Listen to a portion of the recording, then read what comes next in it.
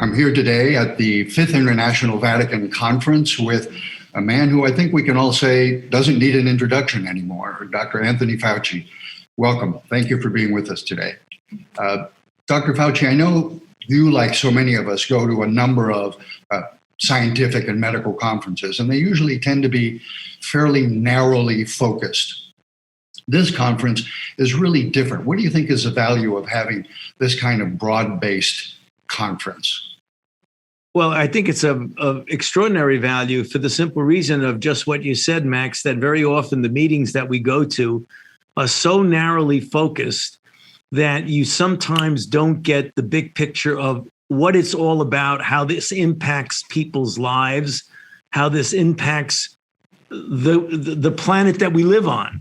I mean, it's very much like if you're a physician or you're a patient and you have a very specialized consultant come in to look at one particular thing about you, your skin or your kidney or whatever it is, that every once in a while you need somebody to go to 40,000 feet and say, let's take a look at the patient as a whole. And I think when you're dealing with the kinds of things that we talk about at this international conference, that we're really looking totally at what's going on with people and what's going on with the world. And I think that's a very valuable exercise. Absolutely.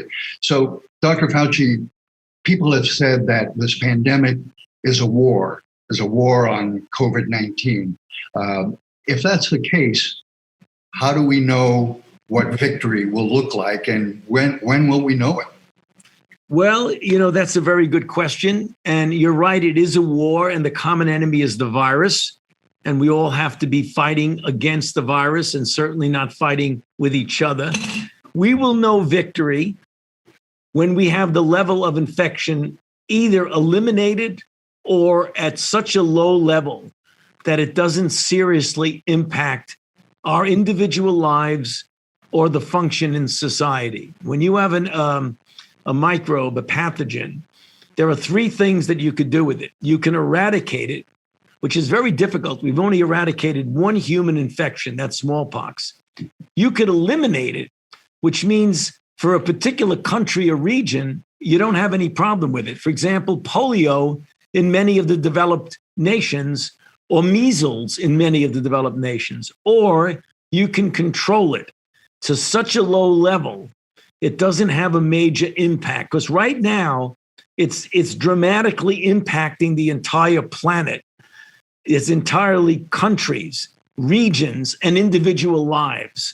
We'll know victory when that goes away. And let's hope that happens soon. So, I've heard you talk that the virus, it's really a moving target these days with all the variants that are emerging, as well as hotspots in other parts of the world. How are we going to be able to keep up with both the variants and these hotspots around the world? Scientifically, you can do that, Max. For example, if you have a good genomic surveillance way of looking at sequencing a substantial, a substantial proportion of the isolates that occur, you will pick up variants. And when you do, you want to make sure that when you match them against the existing monoclonal antibodies and the existing vaccine-induced antibodies, to make sure they still are effective. And when they're not, you modify. You modify by getting additional monoclonal antibodies or by modifying your vaccine, by giving a boost against a particular variant. That's doable, and I believe we can keep up with it. Good. We all hope so. And finally, we've heard a lot about herd immunity, and I've even heard some people say that we may not even be able to reach that. But certainly, vaccine uptake is going to be a very important part of that. How do we combat vaccine hesitancy? Well, we combat vaccine hesitancy by making sure that the message of getting the vaccine comes from a trusted messenger.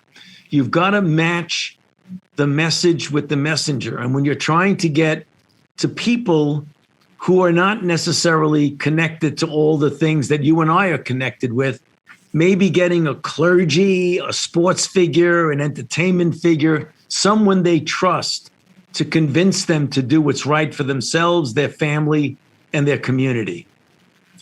That's a lesson that I think we learned with HIV many, many years ago, and hopefully people will remember that and apply it now. Dr. Anthony Fauci, thank you for your time, and please keep up the good work. Thank you very much, Max. Good to be with you. Bye.